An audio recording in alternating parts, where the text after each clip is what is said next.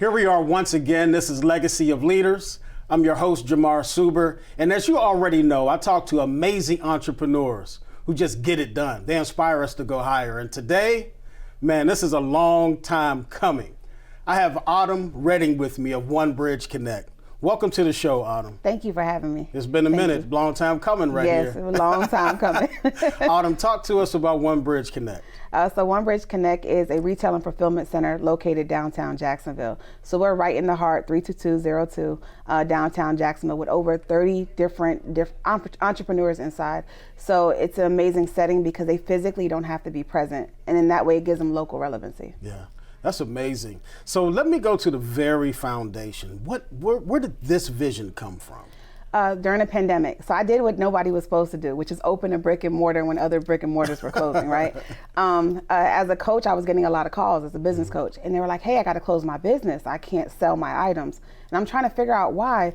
Because we relied so much on pop-up shops and different events for the sale of our items, we had no actual e-commerce presence. And then obviously we couldn't control the brick and mortars because we couldn't control that narrative.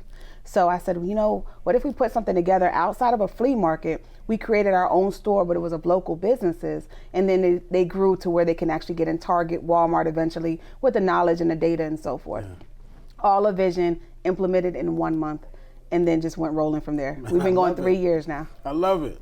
So as I understand it, you work with 30, 40, so forth retailers in the shop per month, or how does that process work? So basically they become members of the store. It gives them access. So we have office space where they can use as a rotating room. They have a space actually to just brand their business as experts in their industry. So they can host their own events. So for example, a candle maker who sells candles in the store, we encourage them to have candle making classes because they need to be the expert in their industry, not only just selling their items. So all of the businesses 30 plus are doing the same thing. We create our own traffic. We create our own awareness. We create the aspect of what Walmart and all the bigger stores have as well, but as a local business. And it's in a scaling platform where they continuously grow. So their brands may develop and change. They may critique their products and things like that, but it has them to where they actually maximize on their learning opportunity, but also save on expenses. Wow, that's amazing. So let me give you a few scenarios. So if I'm an author, I can sell out of your location? Absolutely. If I make shoes, I can sell out of your location? Absolutely. If I make t-shirts, I can sell out of your location? Absolutely. Man, you know, this is unheard of. And I hadn't heard about this concept or anything until I saw you birth it. How important is creativity in entrepreneurship? Oh man, so I think that's what sets you apart and sets you a little bit different, right? As an entrepreneur, you're responsible to be creative, be innovative. We control that narrative. So in the aspects, sometimes, not knocking anybody works a 9 to 5, right? Because they build us the platform, but what we can make in 2 weeks, we can make in 1 day. Just based alone on our creativity.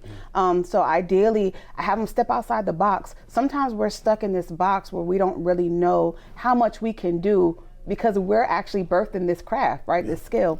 So being creative can give them endless opportunities. Millionaires have 7 streams of income, they say.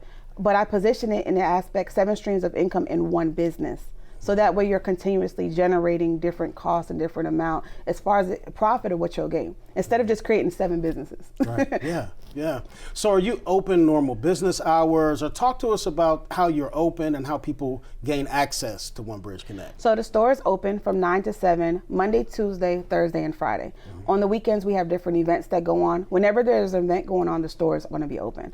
Literally, some of the business owners work a 9 to 5. Some of them brand their products. Some of them spend time with their family or even travel and take vacation. The store is open regardless. My staff opens a store. We will check them out. We'll do everything that's needed to be done on the overhead for that business owner. They don't worry about that at all. All they have to do is market and continue to produce their products. So is it products and services, or just products, or? Products and services. We have travel agents, real estate agents, notaries. So we have this office space they can use. So instead of meeting in a public place, they can say, hey, come on to my office. The office can be staged. You can put your plaque, you can put whatever you need in there. But we want you to brand your business as the expertise, because also it changes the cost, right?